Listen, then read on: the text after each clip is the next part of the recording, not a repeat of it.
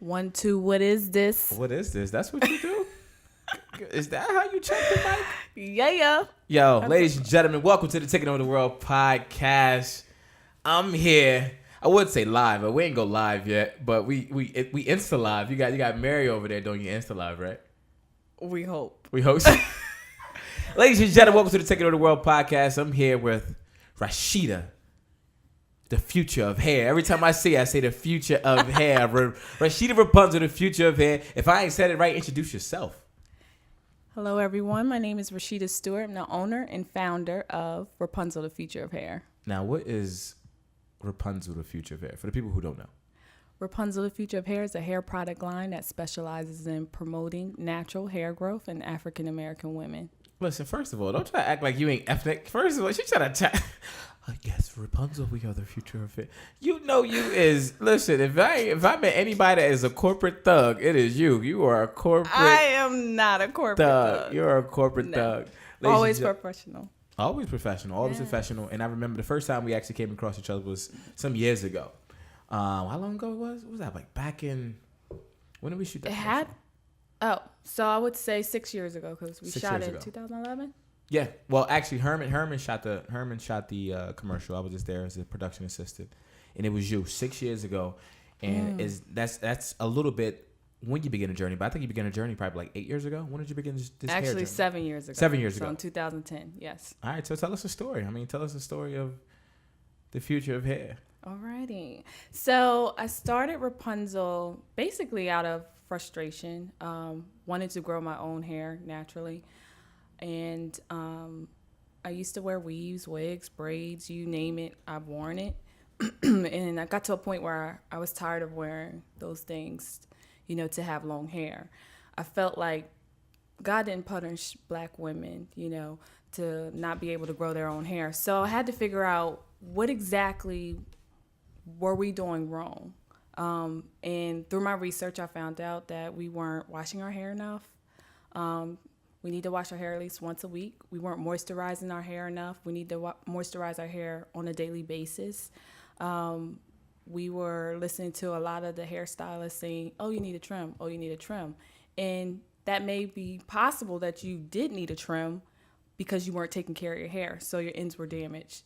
So again, out of frustration, I just, after successfully growing my own hair, I decided, you know what? I want to start my own company. I want to help other African American women grow their own hair past their shoulders and down their back. And so that's when I started Rapunzel. Actually, it was 2 years after I had the actual vision. Well, actually, let's take it even a step further. Step back a little bit. So 2010. Mm-hmm. Where were you at that time? Were you working? Were you in corporate America? Where were you at? Yes, I was working at a law firm. In 2010, and in 2010 I was already there like 10 years because I started there in 2000, so I was 20 years old. So when I started my company, told everybody your age, so you know that, right? I don't care. My mama told me never ask a black woman her age. Hey, you can ask my age because I'm gonna look half the age. How old are you? 37. Whoa, 37. I'm just messing. 37 still looking young, but keep going. So at 20 years old, I started the law firm when I was 20, but I started my company when I was 30. Started at 30. So, yes, I was working. I was working on my second master's degree. So, yes, I was working in doing Rapunzel. Now, at this time, I'm pretty sure you started your future of hair. Did you have doubts? Like, what was going through your mind? Like where, sometimes when people, they start their own business, say definitely on the side. I think, sometimes it's one thing to start on the side. It's one thing to jump into it full-fledged, which we're definitely going to get to. Right. But what was your family saying when you said, this is what I want to do? My family was very supportive. I always had that entrepreneur spirit. When I sit back and reflect and think back, when I was a child, like selling Kool-Aid. I ain't sell lemonade. I sold Kool-Aid. So Kool-Aid yes. in the hood. Come buy our Kool-Aid in San Antonio, Texas. Come buy our Kool-Aid. You from Texas? Yeah. I was born in Germany. What? You're an Army brat? Yes. My father was in the Army. Oh, I'm finding out a lot of things about you, huh? You're an Army brat. Yeah. Lived in San Antonio, Texas. Lived in San Antonio, Texas. So that actually was the only time that that I had the entrepreneur spirit, I guess you could say. But as far as Rapunzel and starting Rapunzel, all I know is in February of 2010, it was heavy on my heart to start this company. So I started mixing in the kitchen with our first product, which was the protein deep conditioner. So you was the hair Jeezy? You was cooking in the kitchen? Yep, cooking in the kitchen and selling out of my car. And Masterpiece style. About it. Now, all right. So at this time, cooking in the kitchen, you cut in products. Like, how did you come up with, first of all, what type of products do you sell now? So actually, we have 5 products now. So we have a sulfate-free shampoo. We have a protein deep conditioner, our moisturizer, which is our hair lotion, our oil, which is our hair silk, and we launched a vitamin last year. Oh, it's a vitamin. So it's a multivitamin and a hair vitamin all in one. Now, for some people, like I'm just saying, for me, like sometimes when where we grow up at, I tell people, look, I'm Section 8 kid from Section 8 to great. Don't worry about it, the books coming. All right, it's gonna be good. It's gonna be good. You don't get inspired. You don't think you can actually create something. And I'll be honest, I know, like, when people was like, yo, when you told me you created this hair product, it was so big to me in my brain because I'm like, we're not supposed to be able to create this. Like, we're not smart enough to create this. So how did you come up with the formula? How did you come up with the ingredients? Did you do research? Like, what did you do? Research. So I just did my research. I did my research on which ingredients worked for our hair and which ingredients did not work with our hair. And I just got a bowl. Actually, my mother was up. I think I just had a graduation party. So my mom, she lives in Georgia, but she had came up for my graduation. For your master's? Second master's? For my first master's. Yep.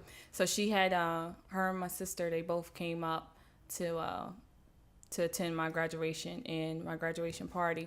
So while my mom was up here, I was telling her, and your mother is always like your number one supporter.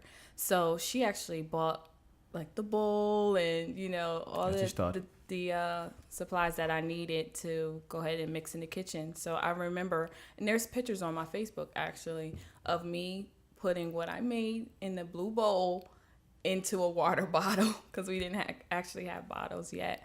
After I made it, of course, you let your friends and your family try it first, and then it just took off from there. After I let my friends and family try the product, then I was selling the product. But I'm still so this is where I'm still confused. Not confused, but you got to break it down for me in this brain. Get it, like the brain. You got to break it down for me. Okay, so you did research, but when you're talking about hair, especially black women hair, like they're very particular. How do you know, like mixing certain things will mess up the hair? Did you have some bad stories that happened? Like you mix something and then, or do you just get it right the first 2 times? I got it right the first time, believe it or not. And all I can say is when I started my business, like... I know. How did you get the ingredient? I'm going to get there. God, I felt like when I started the business, God was guiding us the whole time, like from day one. So even there was a lot of things that we got right off the first shot, believe it or not. So I'm in the kitchen, I'm mixing up. Like I said, I'm adding, I had a base that I purchased, and then I added some oils to it because I know that our hair is naturally dry because of our curl pattern. That was something else I found through research, that we have naturally dry hair. I never knew that before. Did you know that? I just thought it was just part of the black culture. We have. Then again, maybe we did kind of know. But we because we were always putting some moisture in our hair. Did. Grease. Yeah, the blue grease. Remember blue magic? But guess what? Oh my gosh. That was like suffocating your hair. It definitely was. Yeah. So it wasn't moisturizing. So I'm adding ingredients and mixing it up, and again trying it out on myself. And trying it on friends and family, and everyone loved it. And after that, it just kind of like took off. It just took off, and I was advertising on Facebook just by posting hair tips every day, and word of mouth helped us a lot. And people, I think, love the education because that's one thing that still sets us aside today from our competitors is that Rapunzel actually, we care. And we care to educate you because without that education, you can use this product, but you're not going to see results if you're still doing the wrong things to your hair, like curling your hair every day, washing it every 2 weeks or once a month. Yeah. Trust me, I've heard some crazy stories. So listen, I had a crazy story myself. I know one time, sometimes people pick up on a fad, and I'm being honest, right? I love natural hair. Yes, on a woman. You've always said you love always natural. Yes. loved just the natural hair of a woman. I was so in love with women with natural hair that I was infatuated. I want to know more about it. So we did this video. It's called My Natural Beauty. Right. Because I always felt that women with the natural hairstyles what it said to me is that they're not afraid of being who they are. They have courage. Right. You have to have courage to be natural because the world says you're supposed to have it silky, right. You know what I'm saying? Right. So I love women with courage. So I kind of fell in love with that. And then what we did was we got like 5 different women from different cultures or whatever. But I didn't know. You know what I'm saying? That was just my ignorance at the time in producing that video. And I, like you said, that's how we linked up. And then you got Rapunzel, the future of hair. Then I said, no, you blowing up and you're doing things. And back at the time, this is before Instagram. This is before Snapchat and all that stuff. It was just Facebook. Right. And it was really big. And it was like, this was actually like that boom because natural hair was really popular like down DC, Baltimore. Right. You know what I mean? Right around that area. And then I want to say 2011 was when like it really took off. But I've been natural since 2005. I actually started in 2004 because my best friend, she had got pregnant and she said, I'm not going to put a relaxer in my hair anymore. I'm going natural. And I was like, I'll go with you. I want to go natural too. So we did. But then another girlfriend of mine, she got married in 2005. And I just had this crazy idea to put a relaxer back in my hair. And that's when I noticed my hair breaking again. So all my hard work was back on. Literally down the drain. Yeah. Literally on my back. That was cute. In the bathroom, sing on the floor, like it was horrible. So when I started Rapunzel, I had already been natural for years. So when the big, trendy, crazy, everybody going natural, 2011, it was just like it was perfect timing because we started in 2010. Although our product was good for relaxed, natural, or transitioning hair, it was a plus for us that everyone was going natural because we know they were definitely going to, see. They was going to see results from using the product because they're not putting that damaging product in their hair. So, and I was going to mention that too because, like you said, you started 2010. That's right around when it started to boom. You know what I mean? Right around the social media era, right around that era where it was that natural hair movement really started. So, and I know you guys. So take me what happened next. Okay, so you start your business, you're getting it popping, you try it on your people, you're cooking in the kitchen, you're cooking up that crack for the hair, but not that other crack. Not that, hair crack. Not the hair crack, but you know. But you're cooking it up. What happened next? Do you think, okay, we need to get this thing out on the road, we need to go to some shows? Well, I didn't even say how Mary came into play. Oh, my fault. Okay, yeah. Okay. Now, for the people who, if you can't see, Mary is actually, right, she's in the studio right now. But, this is podcast on a budget, so we would have got like a 2-mic setup, we didn't know. But for people who can't see or imagine, Mary is white. She's Caucasian. She's Caucasian. Yes. And I love Mary because if you see her, you'd be like, man, she ain't white, she black. Oh, yeah. I'm sorry. She's the real African American, and I'm the Caucasian one. That's definitely Salt and pepper, the original. You trying to say Mary's always late? Yes. Mary's always late. Ask late. Anyone who's worked with us. All right, perfect. So that's what I'm saying. So tell me how, you met your business partner and what happened next. So Mary and I both were working at the law firm together. So I was at work. I had already sold a couple of bottles, I believe, before I told Mary. I was just at work telling her, I'm going to start my own hair product line, helping African American women grow their own hair. Hold on. How were you saying it? Were you saying it like this or were you saying it I was. Or energetic? I was. Well, tell me, listen, you fretting for the people out there. I want the energetic. I was all excited. I was just like, you know what? I want, Mary, I'm going to start my own hair product line, helping African American women grow their own hair. Yeah. And she was like, for real? I was like, yeah. She was like, I'll help you. I was like, for real? She was like, yeah.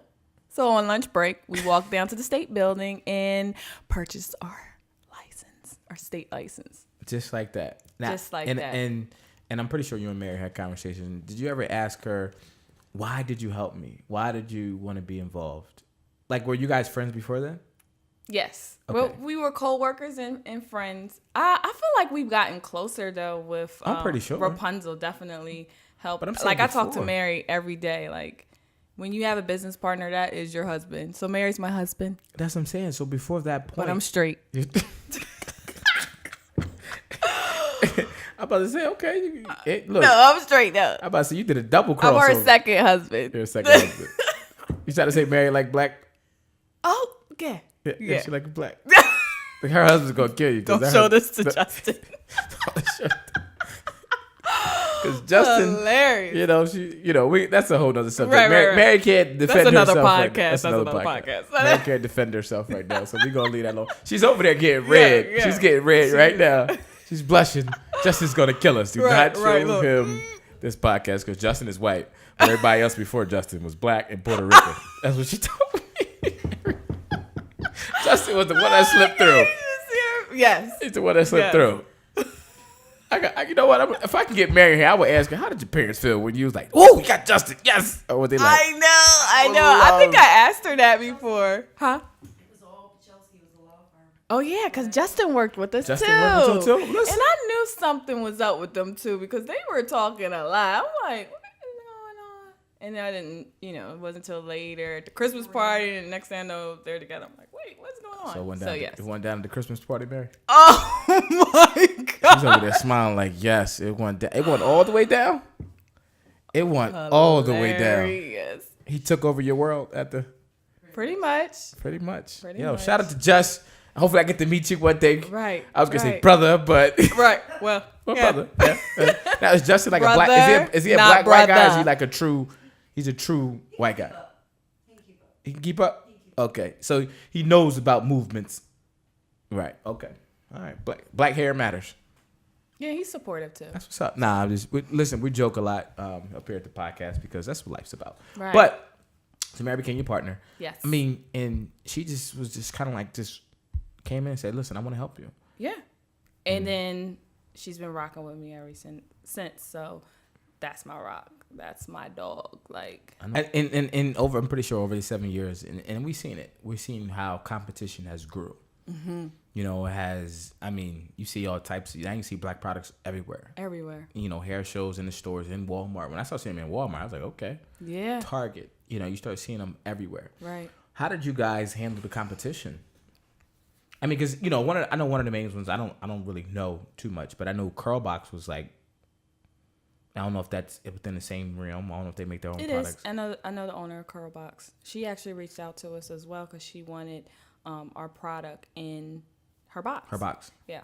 So, but she was asking for, I think it was like 3,000 samples, and we didn't carry samples. Like, we don't carry samples. So, we were unable to move forward with that. But as far as competition, when we first started, I didn't feel like we had any competition because we were actually growing hair, whereas everyone else had a product that was basically catering to your curls or your kinks. I don't like using kinky because it's all curls. Just some curls are tighter than the other, but some people use the word kinky. So I really didn't feel like we had any competition because our product was actually not just for the girl who wants to go natural. It was for also the girl who's still relaxing her hair. Actually, she needs the product even more. The last 3-4 years, we have direct competition now.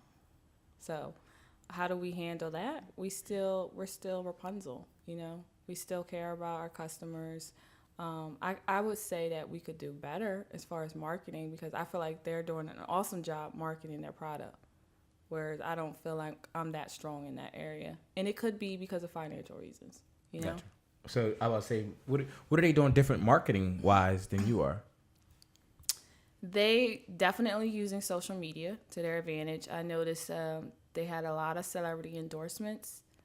I was sending product not to customers, but of course the customers when they purchase. But I noticed that they had a lot of celebrities endorsing their product. And if you think about it, celebrities have hundreds of thousands, if not millions of followers. So if they're endorsing your product and it looks like a good product, people are going to try to see what the celebrity is using. Endorsements definitely work. Look at Michael Jordan with Nike and so many others, right?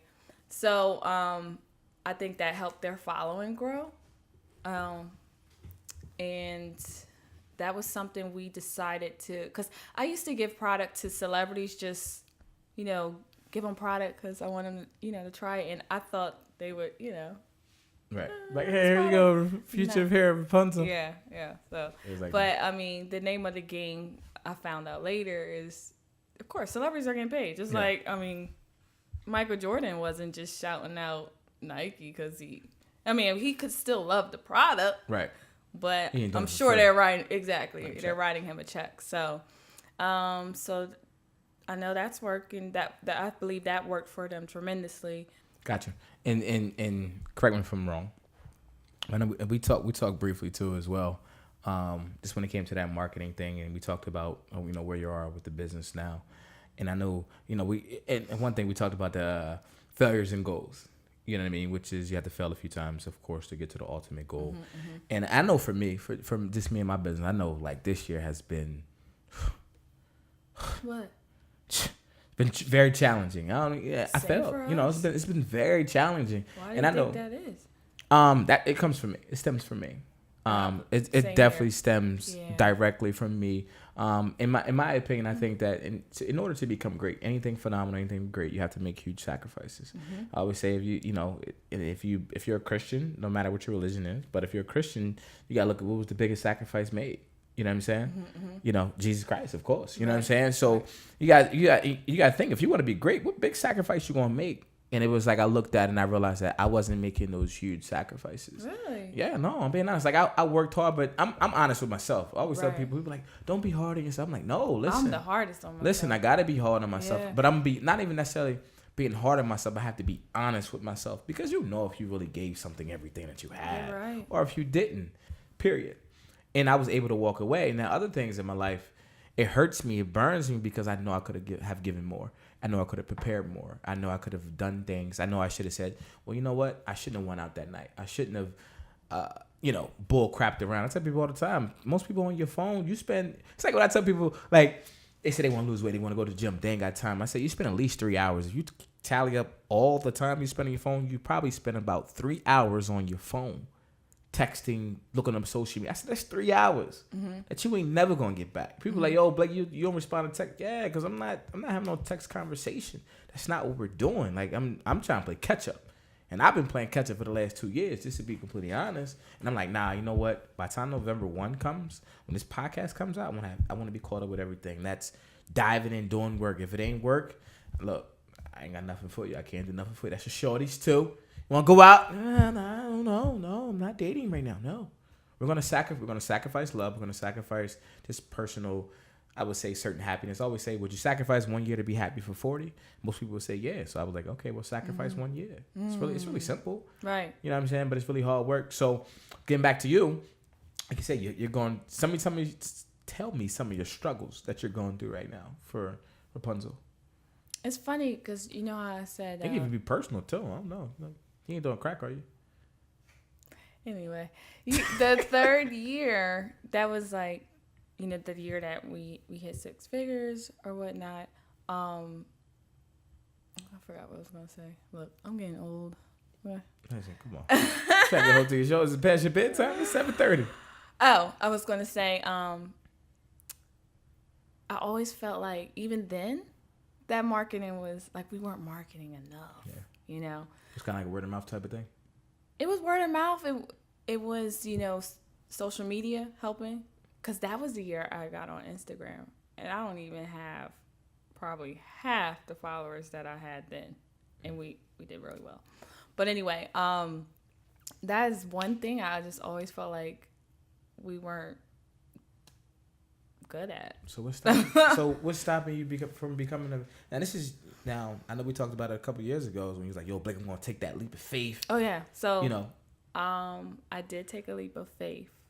So in 2014, left the law firm. So I was completed 14 years there. I was like, you know what? They got all of my 20s, pretty much half of my 30s. I'm done with this. You left Mary, you left Justin. No, Mary left in 2010 when we right after we started. Like, Mary, you jumping a little too soon. I'm out. She said, I'm out. I don't know about you. Yeah, I'm out. And that's one of the things that when I think back and when I'm reflecting, I wish I would have talked her out of it, because I always vision us walking out the doors together. So you want to be selfish? Huh? You want to be selfish? Not selfish. I just wanted us to take that leap of faith together, like hand in hand. Like, but it didn't work out that way. A lot of things don't work out as you plan. Okay. So why didn't you jump then, though? Because it was not time to jump then. When is it ever the right time to jump? Okay, You'll know. I'm gonna challenge you. You'll know. But even I feel like you'll know. We had just started. It was definitely not the right time to jump for me. Okay. Mary clearly felt different. You know, she jumped for her own reasons. You know, and then I didn't jump until 4 years later. But we were still grinding with the business, and I was still working. Did you ever ask Mary, did she jump too early? What was her opinion? Did she feel you jumped? Mary, do you feel like you jumped too early? Hell no. She said, hell no. For the people out there, she said, hell no, through the deuces. And granted, like, I will never tell anybody when they should jump or leap or take the leap of faith. But I do feel as though when you jump, no matter if you're ready or if you're not, you're gonna be forced to find a way to fly, one way or another. If you have that resilience and that competitive drive, it's never like it's like having a kid. Yeah, it's like you're never gonna be ready for real because you know it's something. You try to prepare. Yeah, you don't prepare for that. Right. All right. So you took the leap in 2000. So I took my leap in 2014, and it felt good. You know, it felt scary, but I really wasn't terrified because I knew at the end of the day I have something to sell. So if it gets that bad, sell your product, you know, which was already selling. But if it got that bad, like, do whatever you have to do to increase sales, I guess. So I took that leap of faith, and then this is just my story here. Took the leap of faith, and then I would say I knew I would be good financially for 7 months because, you know, it's just me. I don't have a husband. I don't have, you know, because a lot of these women that have hair product lines, I find they have husbands, you know, so some of them may be able to take that leap of faith because they have a supportive husband. It's just me. I don't have anybody else but myself to support, and I don't want to be on the streets. So after 7 months, I decided to, basically I was getting down to my last dollar, and I didn't want to pull from the company. So 401k. Yeah. That's what you meant by when you said pull from the company, you mean like your savings or your 401k, that type of thing? No, pull from the company. Oh, from Rapunzel. Yeah, I didn't want to pull. I got down to my last dollar, and I didn't want to pull from the company, so I started looking for a job. I mean, that's all I know. I'm an entrepreneur, but at the same time, you know, this is all I know. When I probably should have just got out there and grind harder. You know? I was going to ask that question. Do you feel like at that time you were giving it your best? I feel like Come closer to the mic. I feel like I hit the ground running. But it's kind of hard, too, because we never had anyone telling us, you know, what we need to do. Like, again, but I still felt like God was guiding us and putting the right people in our path. I would just say the last year or so, things have been feeling a little different. So, but anyway, so I started looking for a job, and I got hired.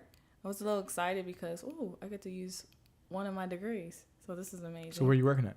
So I was working at Amazon in the HR department. Oh, you could have been selling crack. You could have been moving your own product through Amazon. Now let me tell you. So I'm in Amazon and I see all these amazing products on the shelves, and I'm like, wow. Because we had thought about putting it on Amazon, but we never did. But I did immediately after I seen any product that you can think of was in there. So Amazon, it was interesting though working in there in the inside, because you hear about this amazing company, but you know, seeing it from the inside was something different and something to see. Hey. My mind is always moving. So I think like a lot of stuff, even going back to it, I think like I said, a lot of stuff they don't tell us about businesses. Yeah. And I started listening to this podcast called How I Built This.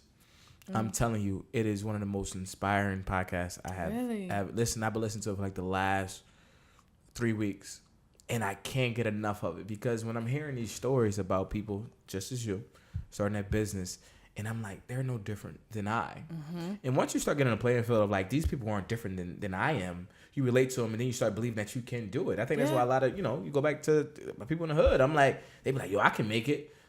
Because I see them make it. Some people think they could be in the NBA because they see LeBron James, they see these cats, and they see where they come from. That's how you get competition. Like, wait. Listen, it's so funny that you mentioned competition because the one thing that's been holding me back is that I haven't been caught up, right? And I know once I catch up, it's a wrap. And I'm looking on Instagram, I'm seeing cats doing their thing, and it's no hating. But I'm like, yo, I get mad because I'm like, I can't do my thing, and it's my fault. But and everybody looks like they're doing their thing on Instagram. No, I ain't worrying about I'm not talking about like cats that's front. I'm talking about the work. Right. You know what I'm saying? That's different. Like, I'm a photographer, so it's like the work is that's good. I'm not even talking about if their business is good or if it's not good. That's a whole other podcast. You know what I'm saying? But that goes back to the point of like you said, people fronting on Instagram because it's people I know very personally. You know what I'm saying? People I know and I see just on a daily basis, and I'm like, and I know they're going through things, and I know some people even going through depression, and then I see like some of their posts, and it's like you would never know. Wow. You would never know from the Instagram. Like for me, I'm like, I ain't gonna front. Yeah. Like, you know what I'm saying? Cats like, why you ain't been posting? I'm playing catch up and I've been failing. Like I'm posting that stuff.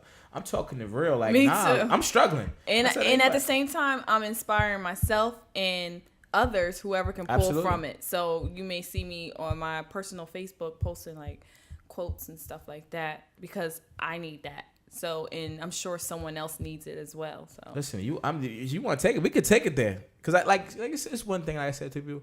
Is you post the quotes and that's cool. People are like, okay, you're posting inspiring quotes, but like how many people will actually say, you know what, I'm struggling with depression, or I'm struggling with. I ain't saying I tell. Besides your marriage, I think that's something that you should keep sacred between you two. But I say something personal, especially if you're a public, quote unquote, public figure. If you're putting yourself out there, I was like, yo, I'm this, I'm doing this, I'm doing that, I'm promoting and that. Like, if you have a bad event, and you're gonna say, yo, I'm struggling, I'm mad that we failed on this event, we lost this amount of money, blah blah blah. Like, how many people will actually put it out there? You look, this cats is stunting in front. Yeah, and people talk about it all the time. How people front on social media. And a lot of people something business wise as well too. I mean, that's a whole nother podcast as well. Right. You know what I'm saying? But I think with me, with the whole failures of goals, just that's a whole. I love it. That's when that Meek Mill album came out. It just inspired me to start that. T-shirts going to be on sale. Make sure you check out the T-shirts. It's going to be on that. It's dope. Giving them away doesn't even matter. But that's why I really wanted you on this podcast because we talked. And when we talked on the phone, you were telling me a story. I was like, oh man, it's going to be inspiring to people. Who want to start their own product, who want to pursue their own dreams. But not even that, but I always say you fall in life to help other people get up. And your story today is going to help other people get up. You know what I mean? So diving into even more of the struggle. Like, what's some of your biggest struggles with Rapunzel? So, again, it's just marketing and also probably money as well. And how does it affect you personally? Like, does it affect sometimes your mood or how you treat your people? Does it affect your love life? No. It affects mine. I'm telling people all the time. Really? What? No. Yeah. It's funny. It doesn't. I'm not the type person that stresses a lot. Like the only time I ever stressed and was crazy stressed out, and I know Mary can vouch for this and any of my close girlfriends, was when I was dealing with a health issue. Like to me, if you have your health, that's wealth right there. Anything else we can change ourselves. So if you don't like where your business is at, do something about it. Like that's it. Like that's how my mind works. That's how I work. Like if there's something that you are stressing about, fix it. Even with the health issue. And I was trying to fix it, but I felt like I was failing with that as well. Right. I do feel like a failure because it didn't end up how I wanted. So Okay, so you say you're gonna fix it. So how you plan on fixing this marketing? You feel like that's the only thing holding you back. How are we fixing this? So I will say we did try like last year. Actually, I'm always working on Rapunzel, even if I'm working for someone else. So I'm at Amazon. We're crazy busy. I'm talking to one of my coworkers, and I asked her to be my PR. So she was reaching out to celebrities to see if we can get an endorsement from them. Is this the PR story you about to tell me? Because you were telling me a PR story. No, and you but I'll definitely tell have to that tell story as well. Yeah, ladies and gentlemen, when So, you hear this, it's crazy. this But is go ahead. this was my faux PR. So I had her reaching out to celebrities to get endorsements, and I was reaching out to bloggers. Now we did see that method that was working, because we seen the increase in followers, we seen the sales coming through as well. Mm-hmm. So how do we get back to that? We need money. The moolah. So have you ever? And one thing is I'm learning about this podcast. I'm telling you, I'm gonna put you onto it, and I'm hearing these stories. I'm like, how they go raise money, they go ask people for money, and to be really successful, you really have to put your pride aside and be like, yo, I believe in my product this much. Can you loan me, whatever. Have you ever tried to get like loans or investors? I actually had a friend of mine who was interested in investing, but when we first started, we were like, we don't want any investors, we don't want any loans, and that did work for us. But you think now I'm starting to think, how realistic is that? Because we have the connections to actually, we have the brokers that can get us into Sally's, and that can get us into Target or any of those stores. Mm-hmm. Okay. When we first started, we were spending $10,000 to $15,000 on product. Now, if I could do it all over again, I would do it differently. I would have spent half the money on product, found a manufacturer who had lower minimums, spent half the money on product, and the other half in marketing. So do you think is that something that you can do now, or you feel like you missed the ball? It's definitely... That's a tough question. Yeah. It's definitely something we can do now. Because we had... Actually, I didn't tell you. After I took that leap of faith, and this is crazy, because you take the leap of faith, and then things start crumbling. Okay? So we had a dispute with our manufacturing company, and they basically ended the business relationship. We had a dispute with our web developer.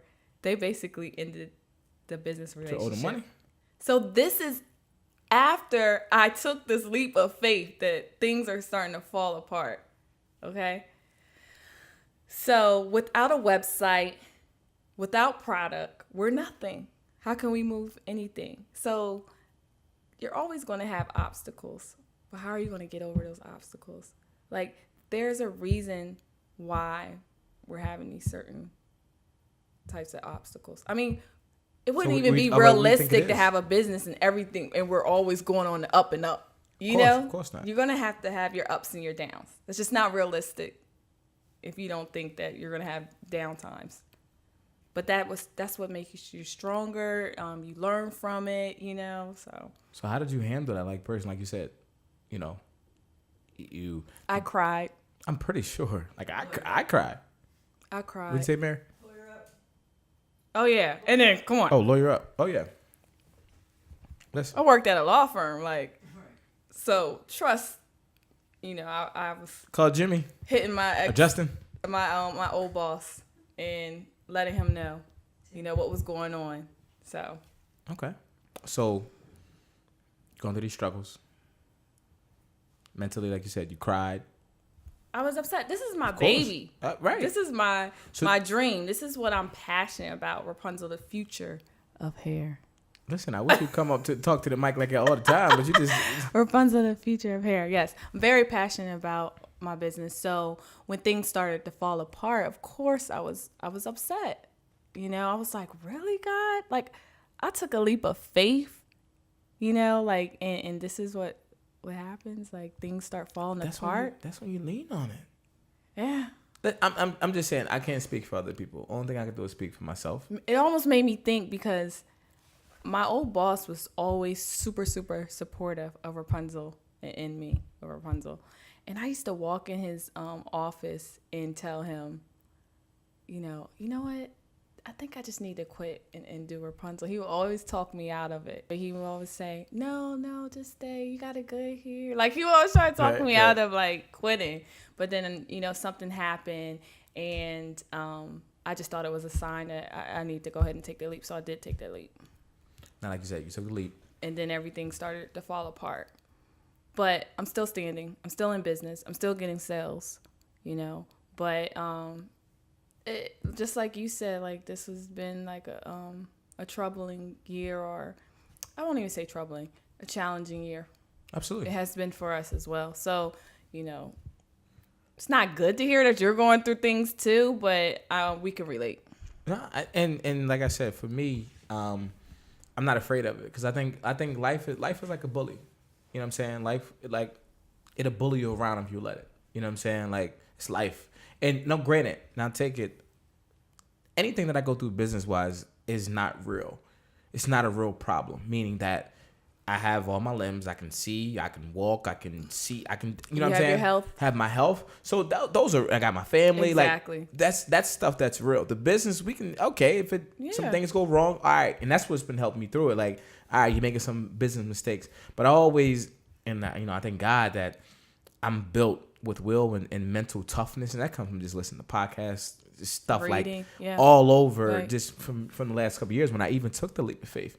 And, like, for me, it's always, like I said, it's always darkest before the dawn. Like, I'm okay with that. Like, okay, like I said, I got to go through this pain in order to achieve the greatness. I'm okay with it, because I'm realizing, like, I'm not the type of person who's going to fold. So the pain that I'm going through is just going to make me stronger. So say, for an example, somebody, you know what happens when you go through, you know how people get bigger? You know what really happens to the muscles? I don't know if you know. So people, when you go to the born gym with muscles. Rapunzel, the future of muscles. Yeah, the future of muscles.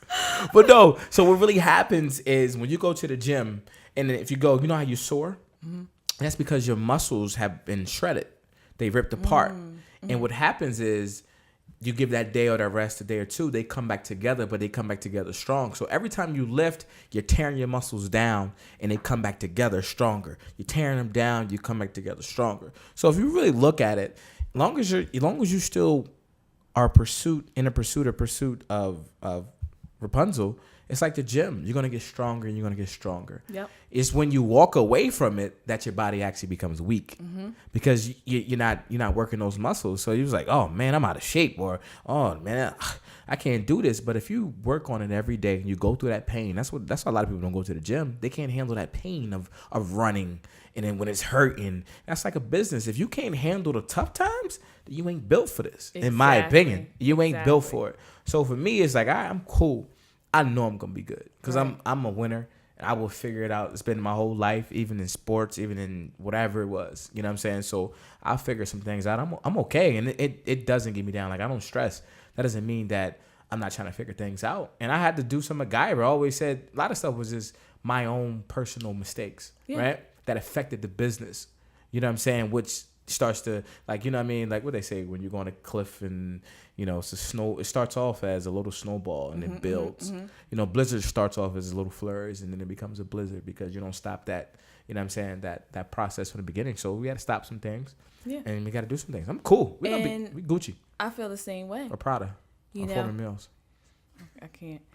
I feel the same way. I noticed that when I first jumped on to Instagram, I wasn't posting my daily tips. Like, that was the first thing I was doing as soon as I woke up on Facebook, was posting a hair tip.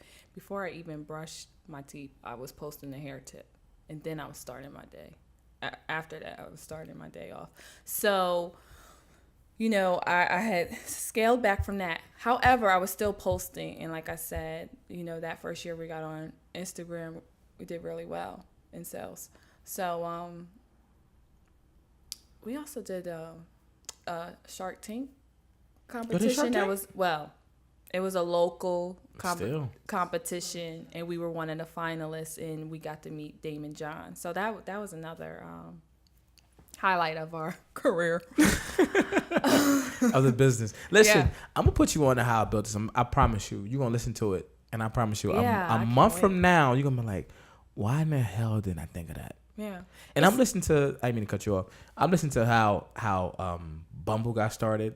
I listened to how Instagram and like how. Have you ever heard the story of Instagram? No, I can't wait. Oh my gosh, she was Really? like, So it's real, and they got the idea. It was his girlfriend or something. Like, they came up with like Instagram. It was like, okay, posting, sharing, or whatever. But his girlfriend was the one who really came up with the idea. Like, I just found the founders' pages like Yo. literally the other day, so that's weird. listen, I'm telling you, you're gonna be like, yo, this is crazy. Like, and Mike then- is the founder. He's like the I guess that's what it was. I don't know. Rasheda of Instagram, I think. And then It's- there's a co-founder. Rasheda. Yeah. Yeah. But once you hear the story, you're gonna be like, yo, I could be doing this, and I think that's what actually been pushing me through. But this time for in me. his story, did you hear of his ups and downs? Yes. Like, yeah. So like I said, it's not realistic to think that you're always going to be on the up and up. You are going to have your trials and tribulations. You're going to have your obstacles, but you have to overcome them. And I really, truly believe that's what's going to make you stronger. You know? Absolutely. I'm actually kind of mad that you went back to work. I know, but I'm your friend. Yeah, I yeah. wanted. That's just me I got being selfish. scared. I got That's just me being scared, so selfish. that's why I went back to work.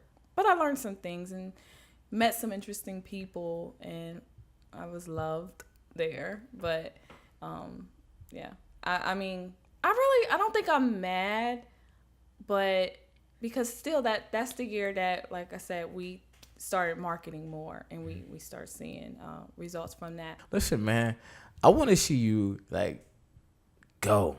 Yeah. You got it. One thing, she fronting right now, but your personality is amazing. You got to be like, because you got like that, what's up, like that Yeah, Busta little Busta Rhymes. Look at that, Jinx. Like a little Busta You got Rhymes. that Busta Rhymes, and I think if you use that to your advantage I know. with your business, with your like, have that same courage. I know. I agree. And with the business, like, yo, what's up? We out here. What's up? Go.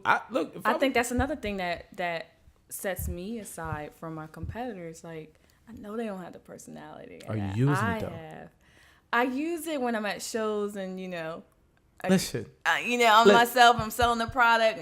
Still doing business. But sometimes I feel like this is a business. I have to be professional and this and that. But that is something that I plan to do. Like, we're going to start shooting videos. We are going to start marketing more. You are going to start seeing Rapunzel a lot more on social media. That is our goal. Listen, the ideas we got now. By the time this podcast airs, you probably were going to see some of the promo videos we were going to do for it. But I was just thinking, I'm like, all right, how can we get it out there? And I come up with some very simple but very creative concepts. You know what I'm saying? That's gonna promote it. It's going to take about like 15 minutes to shoot. And you can even shoot it on your iPhone if you want to. I would say with that. But get that camera right there. The G7X costs about like $400, $500. But it's really good. And shoot your own promos. Just like put together little 1 minute videos. Instagram has, with the 1 minute videos, it shouldn't be more than 1 minute. Right. And it shouldn't be less than 1 minute nowadays. Right. It's so perfect. Right. You could do your own commercials about your own product and be your own creative. Matter of fact, which brings me to another point. I think if you go be aggressive with the future of hair, like say for example, Ted Blunt's daughter. I mean, she's the first African American woman Senate. I forget her the direct title here in Delaware. I think she's natural. So if I was like, go, hey, how you doing? Boom, boom, boom. Look, this is what I am. Look, take my product. Boom, boom, boom. Tell me what you like it. Do some research on it. Try it on your niece first, and then you try it. Right? If she likes it, cool. Now you get her with a picture, do a photo shoot with her. You already got the connection. Blake, I need you to come through. I need this photo shoot. Right. I got such and such, boom, boom, boom. She gonna have the product in. Can you do this for me? Yeah, work your relationships. I'll be like, all right, cool. I know. That's another thing. When you said work your relationships, that made me think of another exciting moment for us was when we seen Mona Scott Young. She went on our website and ordered our product. Who's that? I don't know what that is. Love and Hip Hop. The creator of Love and Hip Hop. Okay, all right. Yeah, I don't watch Love and yeah, Hip Hop. right, Yeah, I right. don't watch that. That stuff. But I mean, it was like, oh my gosh. Or when I met Jamie Foster Brown, this lady had walked up to us at the World Natural Hair Expo in Atlanta, and she was just so amazed. She loved our booth, like our presentation. We always get compliments on our presentation, and she heard I didn't even know who she was, but I'm giving her my pitch. My mom actually handed her a brochure, and then yes, Mom, if you want to come see me, you have to come to the show and work. Right. Okay. So she, I'm telling the lady, giving her my sales pitch and telling her about the product. And then she introduces herself. And she was like, oh, my God, this is amazing, this product. Da, da, da. She was like, Rasheda, I want you to meet Jamie. I don't even know who she's talking about, right? So she takes me in this back room, and she introduces me to Jamie Foster Brown, who is the owner of Sister to Sister magazine. She also introduces me to Talia Wajid, whose show it was. And Talia Wajid, some of you may use her products. Her products are in stores everywhere as well. So I'm meeting two of these amazing women. They're like, oh, my gosh, you're so pretty. I'm like, oh, my God. I was just being myself, and they was laughing, and everyone's happy. And Sharon was like, Jamie, you have to come see their booth. And I'm thinking, like, our booth is okay. She is really pumping it up. She is hyping it up. But that was a good moment when I met Jamie. And it's funny. So we built that relationship with Jamie. Yeah. So we would see her in different cities like DC. I feel like we seen her somewhere. Oh, Bronner's Brothers, again in Atlanta, but a totally different show. We seen her at Bronner's Brothers, and if she was in the building, she was walking up, and she knew we were in the building, she was walking up and speaking to us. Now, I feel like I have an issue with asking for help, even then, and this was a little early on when we... Pride. Yeah, probably. I guess it is pride. I just always, I'm an Aries, so we're very independent. We're leaders. Like, I just want to do things by myself, I'm used to that. I was born that way. That's just how I've been since I was a kid. So that's why I didn't want any loans. I didn't want any help. And trust me, I've had offers. I've had people offer to that wanted to invest or whatnot. Quite few people wanted to invest, but I wasn't interested. I didn't know how all that would work, or I just didn't feel right taking someone money. I'd rather work hard for it and just use our own money. So that was always my go-to. But that's one of our... Probably could have grew faster if I would have just took the but for whatever reason, it's going this way. But that goes, I'm telling you, wait till you listen to the podcast. But that's our ignorance in the Black culture, because we like, I mean, if we know getting loans, if you're that confident in your product, is the way to actually move faster and become bigger faster, because you have more capital to produce the product and money for the marketing. If you believe in that craft that much, you know what I'm saying? Exactly. So, but that's just as you do research, and like if I can get somebody to give me a loan, I'm going after it. Yeah. Watch me. I'm like, yo, even if it's just my homeboy, look, I need $15,000, right? Because I know I can pay back $15,000 loan, but I know what $15,000 would do for me, right? Like as a loan, or depending on now, it actually had me come with an idea that I'm actually gonna spearhead with a few other people. We actually gonna partner with Meshach. Shout out to Meshach. We talked about it a little bit. Cousin Bill, we talked about it a little bit. But that's like on a whole nother level. We talking about like probably like a $500,000 loan, but that's just me doing research. That is what it is. Right. But I know you got to go. But really quick, tell us the story about this. She had the publicist. We talk about marketing. You talked about marketing, and when you told me this story about, we always talked about building relationships. Mm-hmm. Now tell the people out there the situation that happened with you and a publicist and the non-publicist. Well, not non-publicist, but somebody that. Yeah, you tell the story. My bad. Oh, no, this was a real publicist. So it was funny. Ever since I started, I felt like our weakness was marketing. I mean, I just thought we could always do more. Like, I have high expectations for myself. I have high expectations for my business as well. So, and like I said in the beginning, it just felt like God was putting all the people that we needed, in our pathway. And I remember talking to Mary, we need to market Rapunzel more. I really feel like we need help with marketing it. Maybe we should seek out a PR. Now, we had a PR that reached out to us. She was actually stationed in California. I think she had reached out to us like a year prior. Then we had another PR that reached out to us. She was stationed in DC. She actually sent a mailer to us. So I received a mailer in the mail, and I responded to it. So I emailed her, and it said something about a free consultation or whatnot. So she didn't respond back right away, and we were ready to hire a publicist ASAP. So we actually reached out to the one who reached out to us a year prior and ended up hiring her. Now, we hired her for a month. She charged $1,500, and I just felt like she didn't do anything in that month. And I'm not going to keep giving you $1,500 every month. You know, right? I could. That money can go elsewhere. So, but she was telling me, Rasheda, this stuff takes time. Okay. That's it. So then it was so funny. Yeah, cut her. And then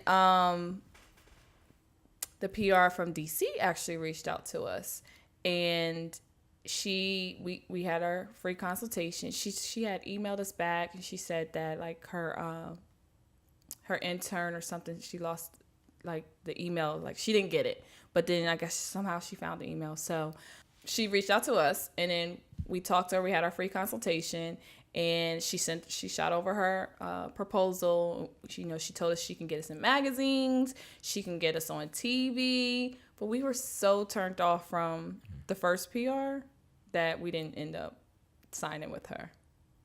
Then what happened? Then we found out later that she actually is working with someone else in the industry. One of your competitors? One of the competitors. So she's working with one of the competitors. Uh-huh. And what is she doing for the competitors? So she's gotten her in magazines and on TV. Wendy Williams, The Real. She got him on Wendy Williams? Yeah. Basketball Wise. Yeah. Basketball Wise. And it's all, and you didn't work with. So it just feels like, dang, did we sleep on an opportunity, or is it just not our time for that? But no, if I was on TV and I met Wendy, I already know. and Tamar, I'm a fan. So do you feel like that was an opportunity lost? I just feel like, dang, did I sleep on an opportunity? But I don't know, because I don't know. That's a part of the journey. Like, I didn't know. She told me she can get me on these things, but I didn't want to take that risk. And sometimes, but not every opportunity is for you, I guess. I don't know. You ain't asking me my opinion, are you? Oh, go ahead.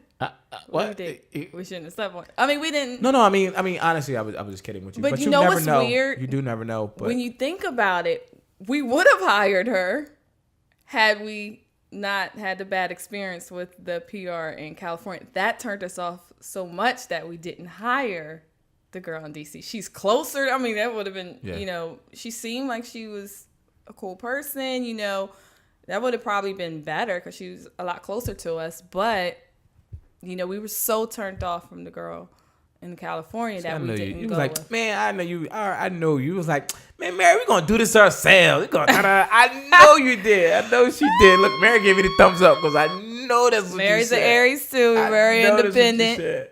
Leaders, driven. And trust me, I get it. And trust me, I even had to get to the point where I was like, all right, I need help.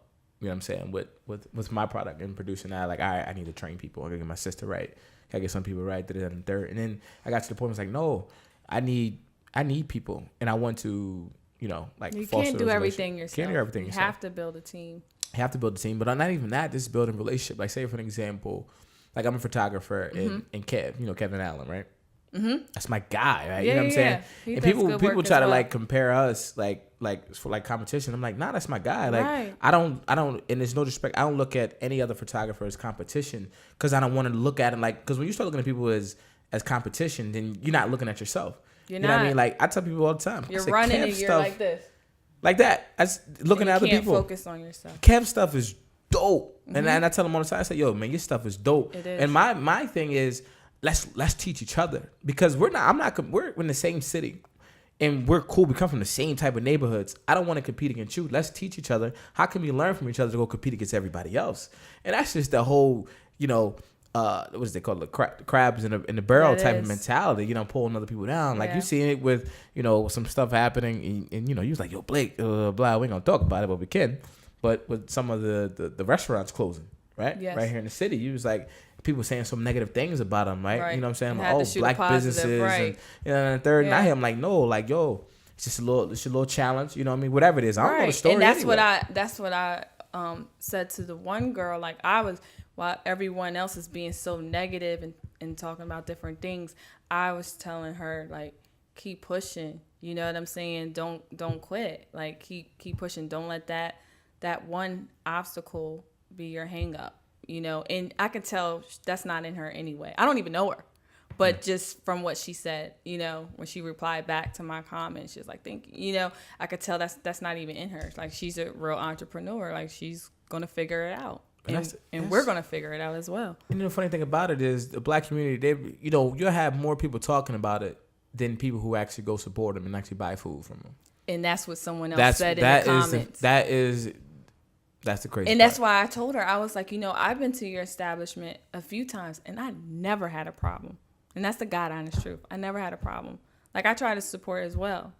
Because one thing I can say, like, we received a lot of support. Like, I will always hear people talk or down talk, like, I guess people locally don't support. We didn't have that problem. Mm-hmm. I hear a lot of that stuff from people in Delaware. Yeah. That's a whole different podcast. I don't even get into all that. And my mindset is like, I support everybody if I can. I love Delaware. I love my people from Delaware. But I think when you think like that, like, yo, people from Delaware don't support. It's like, that's not true. That's so not true. That's but not even true. that, okay, like nowadays, you got social media. You don't.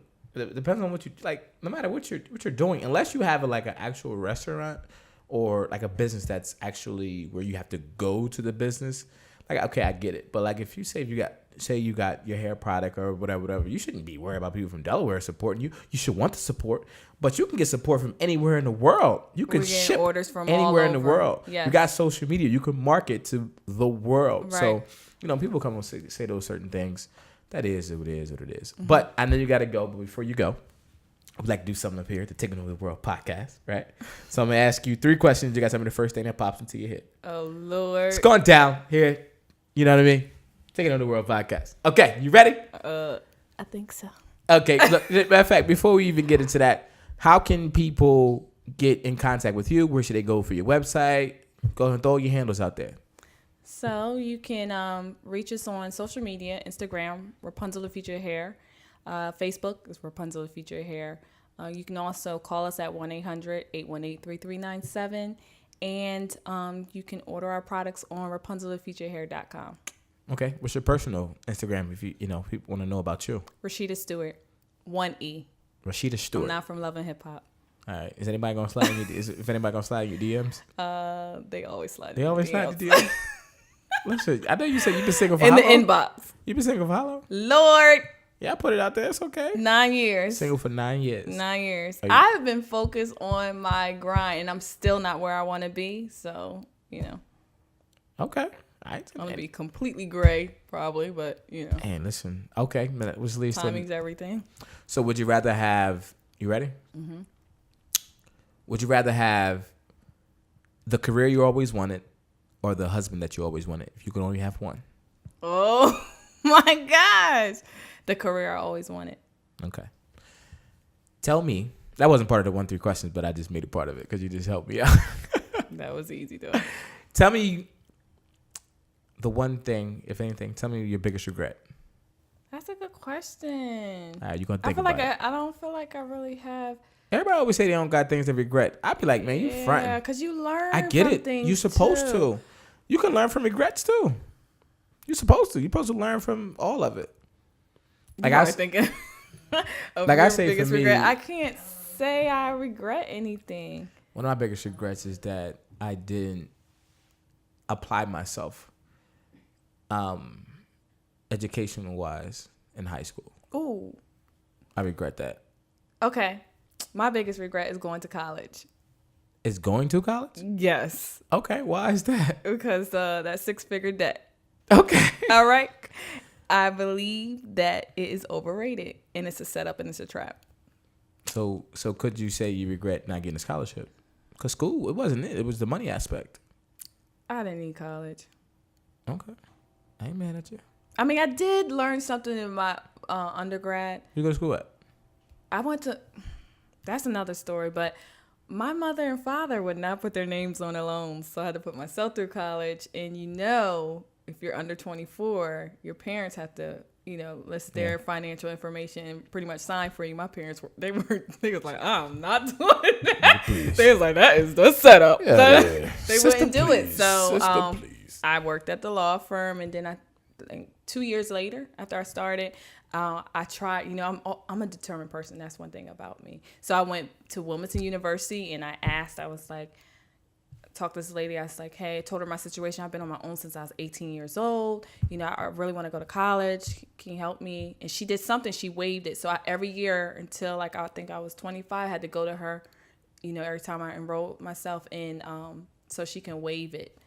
But see, there was a way. So I didn't give up. Even though I started a couple years later than I wanted to, I still went to college. But I do regret going to college. But I did learn. I know it's crazy. I did learn something because my undergrad was in interactive multimedia design and communication. So that's why our stuff looks so professional from the start. Our logo, our labels, because I have a trained design eye. And, even though I wasn't sitting there designing it, I was telling my designers what I wanted. Like, I didn't allow them too much freedom to design it. So. Okay. Next question. Mm-hmm. What was your biggest mistake? I would say the whole marketing thing. Like, if I could do it again, I would have hired Homegirl. Mm-hmm. Gotcha. Mm-hmm. Last question.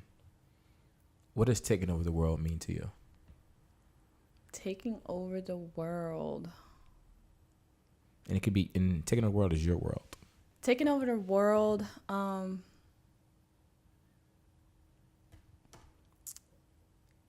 think being transparent like we are today, inspiring others, grinding, not giving up on your dream.